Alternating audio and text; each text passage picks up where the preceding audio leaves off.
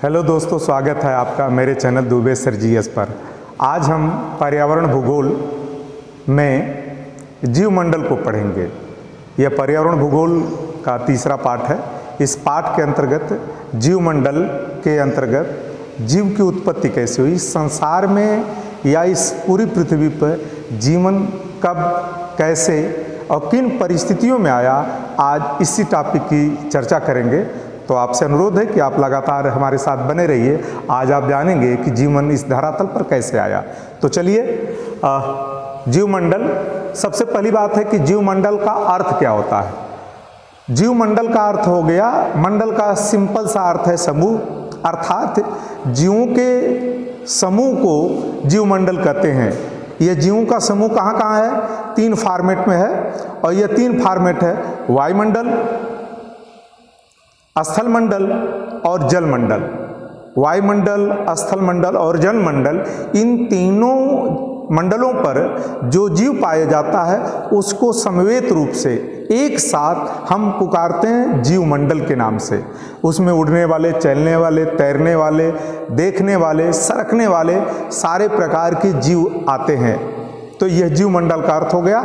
अब इस जीवमंडल का जो कॉन्सेप्ट है, ये सबसे पहले कैसे आया इस मानव मस्तिष्क के दिमाग में, तो मैं उसी बात की चर्चा कर रहा हूँ। एक हमारे यहाँ विद्वान वैज्ञानिक हुए, ऑस्ट्रियन भूगर्भ शास्त्री 1975 में, उन्होंने इस शब्द का सबसे पहले इस्तेमाल किया। ऑस्ट्रियन भूगर्भ शास्त्री 1975 में उन्होंने जीवमंडल जैसे शब्द का इस्तेमाल किया, लेकिन वह बात सतही रही। इस पर गहन डीप नॉलेज, विस्तृत व्याख्या, इसकी पूरी बृहद जानकारी दी तो वह व्यापक रूप से रूसी वैज्ञानिक वर्नाडस्की ने दिया। यह रूसी वैज्ञानिक वर्नाडस्की ने जीवमंडल के विशद स्वरूप को सामने लेकर के आया कि जीवन कैसे इस संसार में आया और कैसे आज तक की यात्रा संपन्न हुई। पृथ्वी पर जीवों का नैसर्गिक पालन की क्षमता ही जीवमंडल कहलाता है, और यही इसका विस्तार है। जीवमंडल में पृथ्वी की क्या क्षमता है? किसी जीव के उत्पत्ति की, उसके विकास की, उसके विस्तार की यह नैसर्गिक क्षमता किसी में है, तो वह नैसर्गिक क्षमता किस में है? हमारे इस पृथ्वी में है। और पृथ्वी की यही नैसर्गिक क्षमता हमारी जीवमंडल को जन्म देती है। इस जीवमंडल में जीवन का आना, उसका विकास, उसका उद्भव, उसका विस्तार, ये सारी चीज़ें लगभग क्रमशः चलती रही, और यही जीवमंडल की नैसर्गिक क्षमता है। मैं आपको यह और साफ बता दूं कि केवल इस पूरे ग्रहों में, पूरे सौर मंडल में पृथ्वी के पास ही इस तरह की नैसर्गिक क्षमता है कि वह जीवों को पैदा कर सकती है, वह जीवों में पोषण दे सकती है और उनका विकास और विस्तार कर सकती है। यह क्षमता किसी अन्य ग्रहों पर नहीं है। यह क्षमता केवल हमारी पृथ्वी के पास है कि वह जीवन को जन्म देती है। इसीलिए पृथ्वी को माँ का दर्जा दिया गया है। सारे ग्रहों को माँ शब्द से नहीं पुकारा गया है, लेकिन पृथ्वी को माँ का दर्जा है। धरती माँ शब्द जो आया, ये धरती माँ और यह कॉन्सेप्ट केवल इसके नैसर्गिक इसी गुण के कारण आया। यह गुण केवल पृथ्वी में है: पैदा करना, विकास करना, विस्तार देना और अंत करना, और एक सर्किल में चलता रहता है। यही जीवमंडल का सम्मिलित, समन्वित स्वरूप है। धरातल, समुद्री तल और वायुमंडल में ये जीव हमारे यहाँ पाए जाते हैं। तो मैं एक एक कर चर्चा कर दूं। आप साफ शब्दों में जान लीजिए कि जीव कहाँ कहाँ पाया जाता है। तो वायुमंडल में पाया जाता है, धरातल पर पाया जाता है, सागर में, सागर की तलहटी तक पाया जाता है। अब देख लीजिए, वायुमंडल में ये 15 किलोमीटर की ऊंचाई तक, जो हमारा ये पूरा धरातल है, ये पृथ्वी है, पृथ्वी से 15 किलोमीटर की ऊंचाई तक जो वायरस, बैक्टीरिया, ये छोटे सूक्ष्म जीव हैं वायुमंडल में, वहाँ तक जीवन है। यह धरातल से 15 किलोमीटर की ऊंचाई तक जो वायुमंडल में जीव पाया जाता है वहां तक हमारा जीवमंडल का विस्तार है। जीव के स्वरूप कितने हैं? जीव के स्वरूप कितने हैं? तो जीव की जब स्वरूप की चर्चा करेगी तो जीव का जो आहार है उसके आधार पर जीव का वर्गीकरण है। तो जीव का स्वरूप 3 प्रकार का है। इस पूरे कायनात में, इस पूरी पृथ्वी पर जीव 3 फॉर्मेट के पाए जाते हैं। नंबर 1 शाकाहारी जीव। शाकाहारी जीव वनस्पतियों पर, साग पर, पत्तियों पर आधारित फल फूल कंद मूल पर अपना जीवन यापन करते हैं। यह जीवन का स्वरूप शाकाहारी कहलाता है। यह शाकाहारी जीवों पर जो जीव मांसाहारी जीवन बिताता है, केवल मांस का भक्षण करता है, ऐसे जीव को हम मांसाहारी कहते हैं। तो सिंपल सी बात है, जीव के स्वरूप कितने हैं? 3। एक शाकाहारी, दूसरा मांसाहारी और तीसरा क्या है? सर्वाहारी। सर्वाहारी उसे कहते हैं मौके दर मौके पर वह शाकाहार का भी आहार लेता है और मांसाहार भी भक्षण करता है। तो शाकाहारी और मांसाहारी दोनों का जो सेवन करता है उसे सर्वाहारी कहते हैं। जो केवल मांस का भक्षण करता है उसे मांसाहारी कहते हैं। जो केवल साग पत्तियों का भोजन करता है उसे शाकाहारी कहते हैं। इस तरह इस पूरे ब्रह्मांड में जो जीवन है पृथ्वी पर, यह पृथ्वी पर जो जीवन पाया जाता है 3 स्वरूपों में, शाकाहारी, मांसाहारी, सर्वाहारी। अब ये जितने प्रकार के 3 प्रकार के जो जीव के स्वरूप हैं यह कहाँ और कितनी मात्रा तक पाए जाते हैं, तो मैं सबसे पहले आपसे बात करता हूँ स्थल मंडल के। स्थल अर्थात धरातल, सारे द्वीप, सारे महाद्वीप, सारे महाद्वीप और द्वीप पर यह जो जीव पाया जाता है उसे स्थल मंडल कहते हैं। यह 7000 मीटर तक धरती के अंदर छोटे छोटे जो जीव सूक्ष्म रूपों में पाए जाते हैं, विभिन्न फॉर्मेट में पाए जाते हैं। स्थल मंडल पर जीव 7000 मीटर की गहराई तक पाए जाते हैं। यह 7000 मीटर की गहराई तक जो जीव पाया जाता है उसकी कुछ मैं वानगी आपको बता दूं, जैसे कछुआ, गोजर, सांप, बिच्छू जो माद वाले धरती के अंदर जगह बना करके रहते हैं, यह तो कुछ गहराई तक पाए जाते हैं। बहुत अंदर की गहराई तक जाएंगे तो वह जीवों की जो डीप गहराई तक उनकी पहुंच है वह 7000 मीटर तक है। अब अगला है जलमंडल। जलमंडल अर्थात सागर, महासागर, सागर और महासागर में जो जीवन पाया जाता है, सागर की सतही परत पर, सागर की तली में और नीचे तक पाया जाता है वह 12000 मीटर तक। स्थल पर 7000 मीटर, जलमंडल में 12000 मीटर तक और वायुमंडल में यह 15000 तक जो जीव की सारी पहुंच है वह यह संख्या दर्शाती कि जीवन कितना बृहद क्षेत्र में पाया जाता है। अब जीवमंडल की रचना, जीवमंडल की रचना कैसे हुई, इस पर 2 तरह की विचारधाराएं काम करती हैं। एक विचारधारा यह मानती है कि जीव सबसे पहले वायुमंडल में आया। दूसरी विचारधारा यह मानती है धरातल पर जीव सबसे पहले जल में आया। तो एक प्रथम मत है जीव वायुमंडल में आया, दूसरा मत है जीव सागर में आया। सागर में जो जीव आया और इस बीच में यहाँ से और इस बीच की जो यात्रा है, वर्षों तक जीवन क्यों नहीं धरातल पर आया, तो उसका एकमात्र कारण है जब ब्रह्मांड की उत्पत्ति हुई। तमाम विद्वानों की तमाम रायें हैं, बफन की, लाप्लास की, कांट की, सबकी अपनी अपनी थ्योरी है।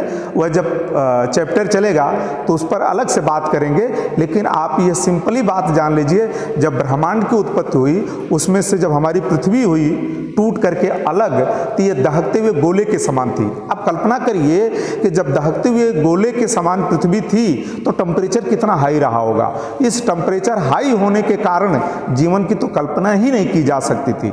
धीरे धीरे पृथ्वी शांत हुई और शांत होने के बाद भी जीवन कई वर्षों तक नहीं आया।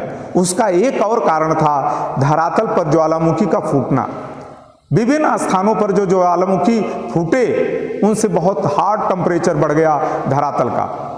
तमाम मैग्मा, लावा और ज्वालामुखी फूटने से जो विषाक्त गैसें पूरे वायुमंडल में, पूरे कायनात में छा गई, इससे जीवन की तो कोई कल्पना भी नहीं की जा सकती। यह पूरा का पूरा जीवन इस बीच में नहीं आ पाया धरातल पर। ब्रह्मांड के बनने से लेकर के, पृथ्वी के अलग होने से लेकर के वर्षों तक जीवन न आने के पीछे धरातल का अधिक टेम्परेचर, ज्वालामुखी का फूटना और उससे निकला मैग्मा और विषाक्त गैसें, यह विषाक्त गैसों ने इस पूरे वायुमंडल में जीवन को आने से रोके रखा। लेकिन जीवन आना था तो इसकी एक प्रोसेस, प्रक्रिया शुरू हो गई। जहां आदि है वहीं अंत है। जो आज विषम परिस्थितियां हैं वही अनुकूल होंगी। जिस ज्वालामुखी के फूटने से वायुमंडल में विषाक्त गैसें थीं, जिस ज्वालामुखी के फूटने से धरातल का टेम्परेचर बहुत अधिक हो गया था, उसी ज्वालामुखी के फूटने से एक गैस निकली, एक पदार्थ निकला। और वह पदार्थ, वह प्रथम जीव, द्वितीय जीव के बाद जीव की रचना में जैव और अजैव घटक के मिलने से जीवमंडल का उद्भव हुआ। जीवमंडल का उद्भव कैसे हुआ? जैव और अजैव घटक मिल करके जीवमंडल को जन्म दिए। अब यह जीवमंडल जब आया तो उससे पहले आप जान लीजिए कई अरब वर्ष पूर्व पृथ्वी जीव विहीन थी। और उस जीव विहीन होने के कारण क्या था? पृथ्वी पर केवल ज्वालामुखी के फूटने से, ज्वालामुखी के उद्गार के कारण, और यह जब ज्वालामुखी उद्गार हुआ तो उसमें से सल्फर निकला। और यही सल्फर हमारी इस ऑक्सीजन का आधार बना। सब कुछ था, केवल ऑक्सीजन नहीं था। और ऑक्सीजन नहीं था, इधर टेम्परेचर अधिक था। तो जब टेम्परेचर वायुमंडल में ज़्यादा था, ऑक्सीजन था ही नहीं, तो जीवन की कल्पना कैसे की जा सकती है? लेकिन इस ज्वालामुखी के शांत होने के बाद, इससे जो ज्वालामुखी से सल्फर निकला, उस सल्फर से हमारे इस पूरे वायुमंडल में 300 अरब वर्ष पूर्व वायुमंडल में ऑक्सीजन का अभाव था। यह आंकड़ा आप नोट कर लें चाहे तो। धरातल पर ज्वालामुखी प्रक्रिया उद्गार शांत होने के बाद 300 अरब वर्ष पूर्व तक ऑक्सीजन नहीं था। और जब यह ऑक्सीजन 300 वर्ष पूर्व नहीं था, धीरे धीरे ज्वालामुखी शांत हुआ। और उस ज्वालामुखी शांत होने से सल्फर का प्रस्फुटन हुआ, सल्फर निकलना शुरू हुआ। उस सल्फर के निकलने से धीरे धीरे ऑक्सीजन की संरचना होने लगी, ऑक्सीजन आया। लेकिन आपको बता दें, तापमान आज से 25 गुना अधिक था। और यह 25 गुना तापमान आज से क्यों अधिक था? तो ज्वालामुखी के फूटने के कारण। ज्वालामुखी फूट रहा था तो तापमान आज से 25 गुना ज़्यादा था। ओजोन की कमी थी। जब तापमान ज़्यादा था, ऑक्सीजन था ही नहीं, ओजोन परत नहीं थी, परावैंगनिक किरणें ज़्यादा आती थी, तो धरातल पर जीवन की कल्पना नहीं की जा सकती थी। परावैंगनिक किरणें सूर्य से सीधे धरातल पर आ रही थी। और सूर्य से धरातल पर सीधे जो परावैंगनिक किरण आ रही थी, एक वह माइनस पॉइंट, दूसरे ऑक्सीजन की कमी, तीसरे ज्वालामुखी का फूटना, ये 3-4 ऐसे कारण थे जो वायुमंडल में ऑक्सीजन के अभाव को लगातार बनाए रखे। लेकिन यहीं से जीवन की उत्पत्ति भी हुई। वायुमंडल में CO2 आज से 200 गुना अधिक थी। यह कार्बन की मात्रा जो अधिक थी, इस पर विषम परिस्थिति में सागर में क्या हुआ वही मैं आपको बता रहा हूं। इस कार्बन की मात्रा 200 गुना आज से अधिक थी। और इस 200 गुना कार्बन अधिक होने के कारण सागर में एक कोष की जीव आया। सागर में जब एक कोष की जीव आया तो अब यहीं से जीवन का श्री गणेश हुआ। और यह जीवन का जो श्री गणेश हुआ, धीरे धीरे जीवन में उत्तरोत्तर वृद्धि होती गई, तमाम प्रकार के जीव आए। ये जीव ज्वालामुखी से उत्पन्न सल्फर और सौर ऊर्जा से जीवन बनने लगा। मैं आपको एक बार बता दूं, अब तक तो ये सारे नेगेटिव पॉइंट थे।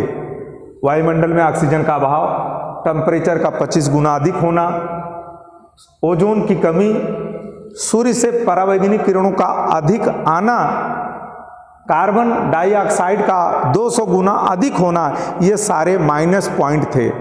लेकिन इसी में एक अच्छी बात ये हुई कि ज्वालामुखी से सल्फर और सौर ऊर्जा, इधर से ज्वालामुखी से क्या हुआ, ज्वालामुखी से सल्फर निकला और सूर्य की किरणें जब धरातल पर आई तो सल्फर और सूर्य के प्रकाश ने मिल करके जो अंतःक्रिया किया, उस अंतःक्रिया से एक कोष की जीव आए। और जब ये एक कोष की जीव आए तो यहीं से जीवन की शुरुआत हुई।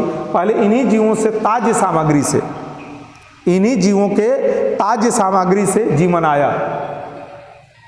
पैंजिया का विगंडन हुआ, एक एक करके परिस्थितियां जो विषम थी अब वो अनुकूल होने लगी।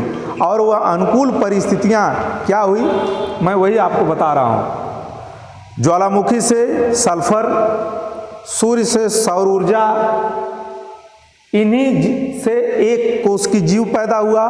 उस एक कोष की जीव की जो ताज सामग्री थी उससे ऑक्सीजन पैदा हुआ। और ऑक्सीजन जब पैदा हुआ तो बहुत सीमित मात्रा में था।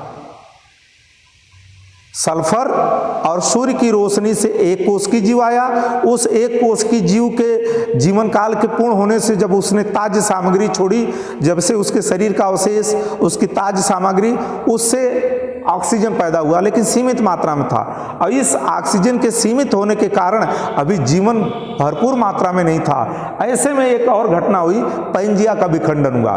तो पैंजिया के विखंडन से भी कुछ ऑक्सीजन प्रस्फुटित हुई, निकली।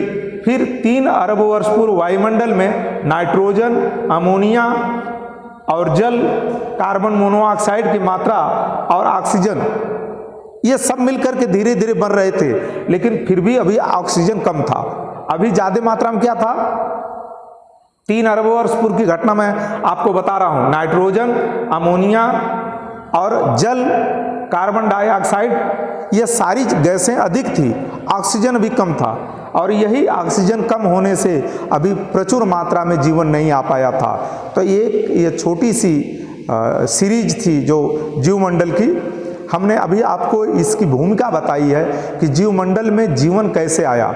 एक बार फिर पुनः आपको निष्कर्ष दे दूं।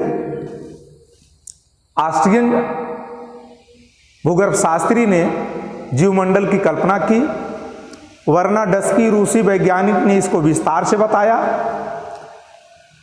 वायुमंडल में 15 किलोमीटर की ऊंचाई तक जीवन है। धरातल पर 7,000 मीटर, जलमंडल पर 12,000 मीटर, ये सारे जीवन पाए जाते हैं। लेकिन जीवन की जो शुरुआती दौर है वह यह आप मान लीजिए कि धरातल बहुत अधिक हीट था, ज्वालामुखी का फूटना, धरती पर टेम्परेचर का बढ़ना, ये सारी विषम परिस्थितियां थी। लेकिन जैसे ही ज्वालामुखी शांत हुआ उससे सल्फर निकला, सूर्य की रोशनी दोनों मिल करके समुद्र में एक कोष की जीव को जन्म दिए। वही एक कोष की जीव की जब ताज सामग्री, अवशेष पदार्थ से एक्शन और रिएक्शन, अंतः प्रक्रिया करके ऑक्सीजन की उत्पत्ति होती है। ऑक्सीजन सीमित मात्रा में था। पैंजिया का विघटन होता है, कुछ ताज सामग्रियों से ऑक्सीजन निकला, कुछ पैंजिया के विघटन से ऑक्सीजन निकला। फिर भी ऑक्सीजन इतनी प्रचुर मात्रा में नहीं था जिससे जीवन बृहद आकार ले। अभी सीमित मात्रा में धीरे धीरे समुद्रों में, जल में जीवन आना शुरू हुआ। यह जीवन का श्री गणेश था। अब मैं अगली कक्षा में, अगली वीडियो में आपको विस्तार से बताऊंगा किस कालखंड में किस तरह के जीव आए, कब रेंगने वाले आए, कब दौड़ने वाले आए, कब चलने वाले आए, किस कालखंड में किस तरह की वनस्पतियां आई। यह अगली वीडियो जो हमारी बनेगी उसमें यह सारी बातें मैं आपको विस्तार से बताऊंगा। आप नए हैं तो सब्सक्राइब कर लें और अपने कमेंट जरूर दें कि यह वीडियो आपको कितनी अच्छी लगी। आप इसमें और क्या जोड़ना चाहते हैं वह सुझाव हमें आप प्रेषित करेंगे। बहुत बहुत धन्यवाद।